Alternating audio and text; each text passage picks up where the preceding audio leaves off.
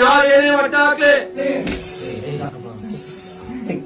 ಅವತ್ತು ನನಗೆ ಯಾವ ರೀತಿ ವಚನ ಕೊಟ್ಟ ನಂದೇನಾರ ಇದ್ರೆ ನೀನೇ ನೋಡು ನಿನ್ ದೃಷ್ಟಿಯಿಂದ. ನನಗೆ ಅದು ಬೇಕಾಗಿಲ್ಲ. ನನ್ ತಪ್ಪಿದ್ರೆ ನೀನ್ ಅವತ್ತು ಮುಂದೆ ಬಂದು ನನ್ನ ಹತ್ರ ವಚನ ಪಡೆದವನೇ ಯಾರು? ನಾನೇ ಕೊಡೋದು. ಅದರಿಂದ ಗೆದ್ದು ಬಂದವನೇ ಯಾರು? ನಿಜನ ಸುಳ್ಳ? ಇವತ್ತು ಇನ್ನೊಂದು ಕಾಟ ಆಡಿದೆಯಲ್ಲ, ಅದು ಇನ್ನು ಬರಕಾಗಿದ್ದೀನಿ ಈಚೆ ಕಡೆಗೆ.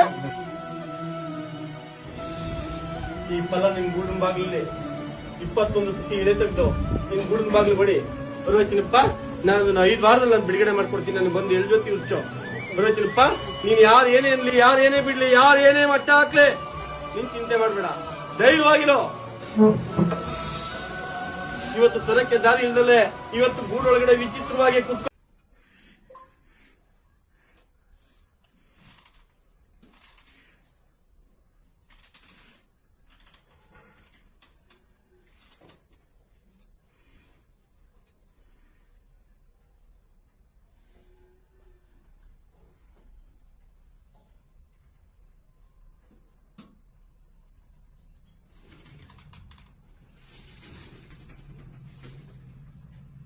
ಸ್ವಾಮಿ, ನೀನು ಇಂಥ ಮಾನವರ ಮೇಲೆ ಮೈಮೇಲೆ ಬಂದು ನಮ್ಮ ಸಾಮಾನ್ಯ ಜನರ ಕಷ್ಟ ನೋವುಗಳನ್ನು ಒಡೆಯುವುದಾದರೆ ನಿಜವಾಗಿದ್ದರೆ ನಂದು ಒಂದು ಕೋರಿಕೆ ಸ್ವಾಮಿ.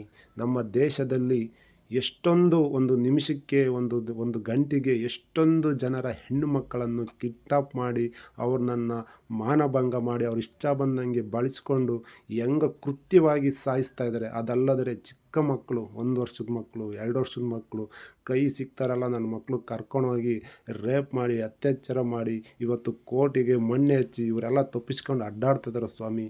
ಇಂಥವರಿಗೆ ಶಿಕ್ಷೆ ಕೊಡು ಸ್ವಾಮಿ. ಯಾಕೆ ಸುಮ್ಮನಿದ್ಯಾ? ಇಂಥವನ್ನ ಕೃತ್ಯಗಳನ್ನು ನಡೆದಂಗೆ ಮಾಡಿ ಸ್ವಾಮಿ. ನನ್ನ ಕೋರಿಕೆ ಸ್ವಾಮಿ. ತಪ್ಪಾಗಿದ್ದರೆ ಕ್ಷಮೆ ಇರಲಿ. ನೀನು ಭಗವಂತನು, ಜಗತ್ತನ್ನೇ ಒಡೆಯುವನು, ನಿನಗೆ ಎಲ್ಲವನ್ನೂ ಬಲ್ಲ ಅನ್ನುವಾದ ಒಂದು ಶಕ್ತಿ ಇದೆ ಸ್ವಾಮಿ. ಆ ಕಣ್ಣನ್ನು ತೆರೆದು ಇಂಥ ಪಾಪಿಗಳನ್ನು ಸಾಯಿಸು ಸ್ವಾಮಿ. ಯಾಕೆ ಬಿಟ್ಟಿದ್ಯಾ? ಇಂಥ ಕೃತ್ಯಗಳನ್ನು ಮಾಡುವುದನ್ನು ತಡಿ ಸ್ವಾಮಿ. ನನ್ನ ಕೋರಿಕೆ ಸ್ವಾಮಿ. ನನ್ನ ದೊರೆಯೇ, ನನ್ನ ಕೂಡಿ ಒಂದು ಮಾತನಾಡಿಸೋ,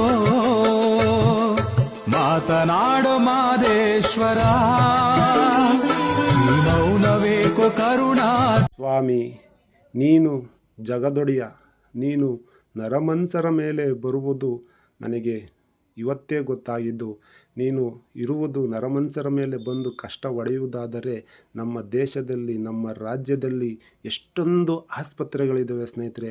ಅವರು ಕರೆಕ್ಟಾಗಿ ಅವರ ವೃತ್ತಿಗಳನ್ನು ಮಾಡ್ತಾಯಿದ್ದಾರೋ ಇಲ್ವೋ, ಇವತ್ತು ಒಂದು ದಂಧೆ ಆಗೋಗ್ಬಿಟ್ಟಿದೆ. ಇವತ್ತು ನಮ್ಮ ಭಕ್ತಾದಿಗಳು ಕಾಲು ಮುರಿದುಕೊಂಡವರು, ಕಣ್ಣು ಕಳೆದುಕೊಂಡವರು, ಕಿಡ್ನಿ, ಅಕ್ಷಮ, ಕ್ಷಯ ರೋಗ ಏನೇನೋ ಬಳತಾ ಇದ್ದಾರೆ. ಇವತ್ತು ಆಸ್ಪತ್ರೆ ಊರಿಗೊಂದು ಇದ್ದಾವೆ ಸ್ವಾಮಿ, ತುಂಬಿಕೊಂಡಿದ್ದಾರೆ.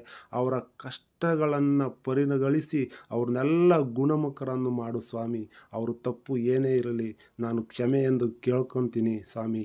ಯಾಕಂದರೆ ಅಲ್ಲಿ ಅನ್ಯಾಯದಲ್ಲಿ ಅವ್ರ ಜನರ ನಾಯಕರನ್ನು ಒಡೆದು ಹಂಗೆ ಮಾಡ್ತೀವಿ, ಹಿಂಗೆ ಮಾಡ್ತೀವಿ, ಐಸಿನಲ್ಲಿ ಇಕ್ಕಿದ್ದೀವಿ ಅಂದ್ರೆ 2 ಲಕ್ಷ ಆಗೋದು 10 ಲಕ್ಷ ಬಿಲ್ ಮಾಡಿ FTR ಮೇಲೆ FTR ದಂಧೆ ಮಾಡ್ಕೊಂಡಿದ್ದಾರೆ. ಅದನ್ನು ತಪ್ಪಿಸುವಂತೆ ಮಾಡು ಸ್ವಾಮಿ. ಅವ್ರನ್ನೆಲ್ಲ ಗುಣಮುಖರನ್ನಾಗಿ ಆಸ್ಪತ್ರೆ ಮುಚ್ಚಿಸಿ ಅವ್ರನ್ನೆಲ್ಲ ಗುಣಮುಖರಾಗಿ ನಿನ್ನ ಸನ್ನಿಧಾನಕ್ಕೆ ಬಂದು ಅಲ್ಲಿ ಕೊಡುವಂಥ ದುಡ್ಡುಗಳನ್ನು ಇಲ್ಲೇ ಇಟ್ಟು ನಿನ್ನ ಗೋಪುರವನ್ನು ಶಿಖರಕ್ಕೆ ಏರಿಸ್ತೀವಿ ಸ್ವಾಮಿ. ಅದು ನಿನ್ನ ಕೈಲಿ ಆಗುತ್ತೆ ಸ್ವಾಮಿ. ನೀನು ಜಗದೊಡೆಯ. ಇಂತಹ ನರಮನಸ್ಸುಗಳ ಮೇಲೆ ಬರುವನು ಅಂತ ನಿನ್ನ ಕಾಪಾಡುವರು. ನಿಮ್ಮ ಭಕ್ತರನ್ನು ಕಷ್ಟವನ್ನು ಒಡೆಯುವುದಾದರೆ ನಿನ್ನ ಸನ್ನಿಧಾನಕ್ಕೆ ಬರುವವರಿಗೆ ಮಾತ್ರನೇ ಸ್ವಾಮಿ. ಅವ್ರನ್ನೆಲ್ಲರನ್ನೂ ಕರ್ಕೊಬತ್ತಿದ್ದೀನಿ, ಎಲ್ಲ ಆಸ್ಪತ್ರೆ ಮುಚ್ಚಿಸ್ಬಿಡ್ತೀನಿ, ನಿನ್ನ ಹತ್ರ ಕರ್ಕೊಬತ್ತೀನಿ ಸ್ವಾಮಿ. ಕಾಪಾಡು ಸ್ವಾಮಿ. ನಂದೇನು ತಪ್ಪಿಲ್ಲ ಸ್ವಾಮಿ. ನೀನು ಜಗದೊಡೆಯ. ಇಂತಹ ಭಕ್ತಾದಿಗಳು ತಪ್ಪು ಮಾಡಿದವ್ರನ್ನ ಕ್ಷಮಿಸು ಸ್ವಾಮಿ. ನಿನ್ನ ಸನ್ನಿಧಾನಕ್ಕೆ ಬಂದವರಿಗೆ ಮಾತ್ರನೇ ಪರಿಹಾರನ.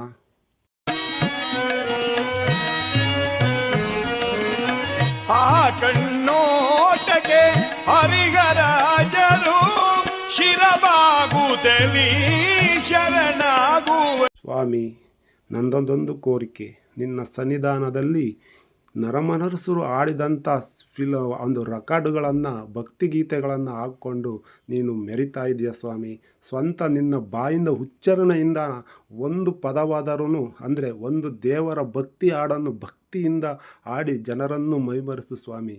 ಏಕೆ ಸ್ವಾಮಿ ಮೈಕ್ ಹಾಕ್ಕೊಂಡು ಇದನ್ನೆಲ್ಲ ಆ ಬಸವಿಗೆ ಎಷ್ಟೊಂದು ಮೈನೋವು ಕೊಡ್ತಾ ಇದೆಯಾ ಸ್ವಾಮಿ.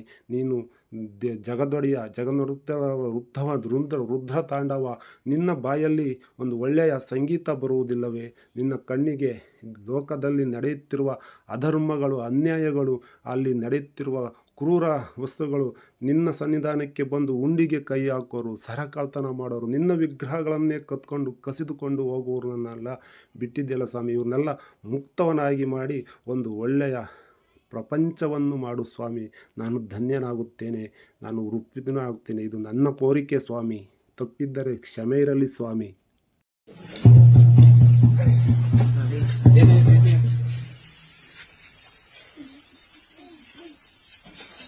ಎಲ್ಲ ದೇವರೆಲ್ಲ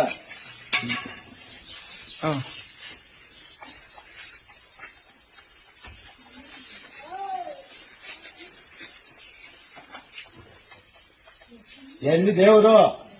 ಯಾರು ದೇವ್ರು? ಮನ್ಸನಾಗೈತೆ ದೇವ್ರು. ಬಿಡ್ಲಿಕ್ ಬಿಡ್ಬೇಡ್ರಿ ಆ ಅಮ್ಮನ. ಇಲ್ಲಿ ಕುಳಿತಿದ್ದೀನಿ, ಆ ಅಮ್ಮನ ಇಂಜೆಕ್ಷನ್ ತೋರ್ಸ್ಬೇಕು, ಪೂಜೆ ಮಾಡಲ್ಲ. ಯಾಕ ಅದ್ರ ಮುಂದೆ ದುಡ್ಲಿಕ್ಕೆ ಈ ತರ ಮಾಡ್ತೀರ? ನಿಮ್ಗೆ ದೇವ್ರ ತೋರ್ಸಿ, ದೇವ್ರ ಯಾರ? ಇಲ್ಲ, ನಾ ತೋರಿಸ್ತೀನಿ ನೋಡ. ಅವ್ರೇ ದೇವ್ರು, ಅವ್ರ ಹೃದಯಾಗ ಅವ್ರೆ. ಇಲ್ಲಿ ಯಾರು ಇದ್ದೇನೋ ಅವ್ರ ಹೃದಯಾಗ ಅವ್ರೆ. ನಿನ್ನ ಮೇಲೆಲ್ಲ ಬರಲ್ಲ, ನನ್ನ ಮೇಲೆ ಬರಲ್ಲ, ಯಾರ ಮೇಲೂ ಬರಲ್ಲ.